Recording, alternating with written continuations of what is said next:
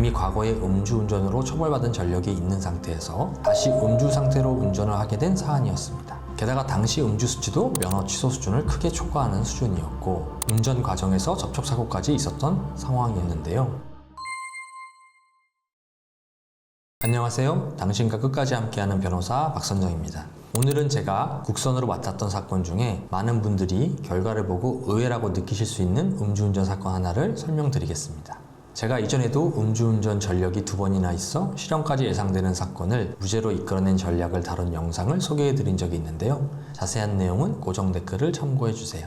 이번 사건도 이미 과거에 음주운전으로 처벌받은 전력이 있는 상태에서 다시 음주 상태로 운전을 하게 된 사안이었습니다. 게다가 당시 음주 수치도 면허 취소 수준을 크게 초과하는 수준이었고 운전 과정에서 접촉사고까지 있었던 상황이었는데요. 일반적으로 보면 집행유예나 그 이상의 처벌까지도 충분히 고려될 수 있는 조건이었습니다. 그런데 이 사건은 최종적으로 벌금형으로 마무리되었습니다. 그래서 오늘 영상에서는 이 정도 조건에서도 어떻게 결과가 달라질 수 있는지 실무적 기준에서 설명드리겠습니다. 오늘 사건은 구조상 상당히 불리한 요소가 겹쳐있던 음주운전 사건이었습니다. 이미 과거 음주운전으로 처벌받은 전력이 있는 상태에서 다시 음주 상태로 운전을 하였고 그 과정에서 접촉사고까지 발생하였습니다. 이 정도 사정이면 일반적으로는 벌금형을 넘어 더 무거운 처벌까지도 충분히 고려될 수 있는 상황입니다. 그래서 이 사건에서는 단순히 결과를 기대하기보다는 양형에서 유리하게 작용할 수 있는 요소들을 구조적으로 정리하고 그 부분을 중심으로 방어 전략을 잡았는데요.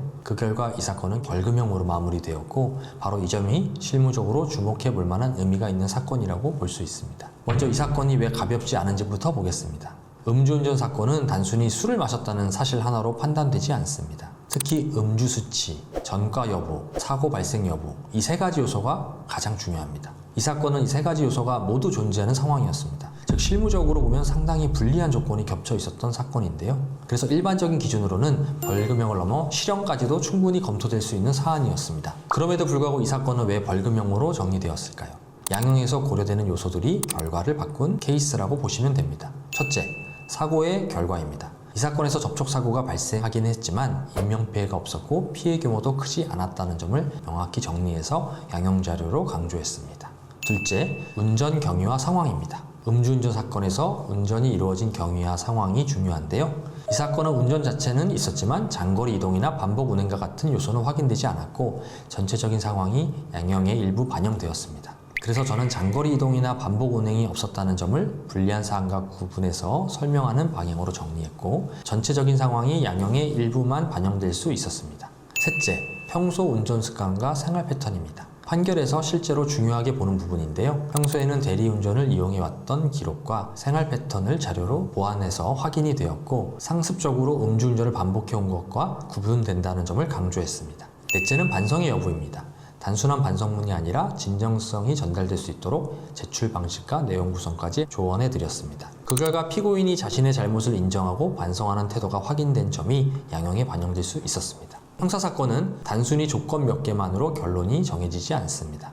같은 수치, 같은 전과, 같은 사고라도 그 안의 세부 사정에 따라 결과는 충분히 달라질 수 있습니다.